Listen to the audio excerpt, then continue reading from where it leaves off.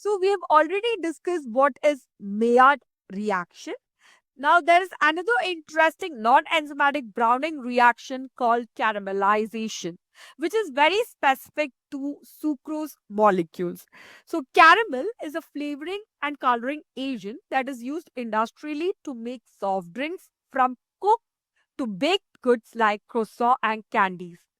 Caramel is formed by a process called caramelization, wherein the sugar that is present in your product, it is heated to a very high temperature, leading to formation of these flavor components that we know as caramel. Now, this is a non-enzymatic browning reaction, which is very different from Maillard reaction. As in case of Maillard reaction, we have sugar reacting with amino acid. Together, they contribute to flavor development. But in case of caramelization reaction, it is only your sugar that is contributing to flavor development. If since this reaction occurs at temperatures beyond 160 degrees Celsius for sucrose, it is called a pyrolytic reaction. Now, sucrose is made of two important molecules, glucose and fructose. So, there are some simple molecules like fructose which can undergo caramelization reactions at lower temperatures of around 110 degrees Celsius. And this explains why why fructose is an ingredient that is found commonly in a lot of candied products. Sugar, which is a hydrophilic molecule, it has affinity for water. On heating, it tends to lose this water, which is part of its structure. Now, when there is water loss, there is change in the structure of the sugar molecule. It can compensate for this change in structure by introduction of new bonds or by converting sucrose to its simpler forms, that is your glucose and fructose.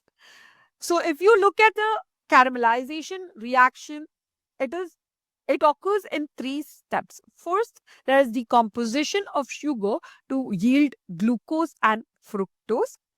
On further heating, there is loss of water, and this dehydration results in sugar molecules coming together to form a sugar polymer, which on degradation yields several flavor components like your maltol, furan, diacetyl, which are also produced during Maillard browning reaction.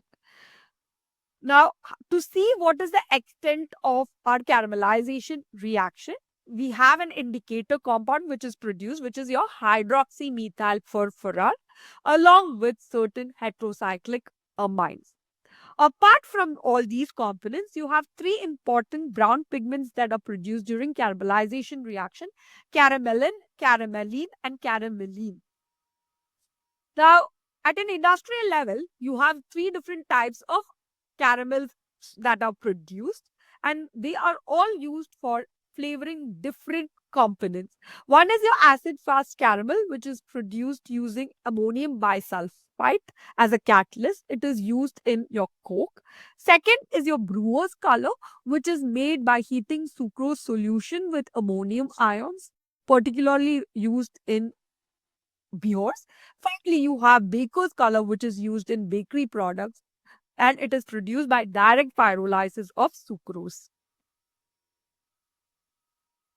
Thank you for staying with me through the video. In case you have any queries, please feel free to put them in the comment section and I'll get back at the earliest.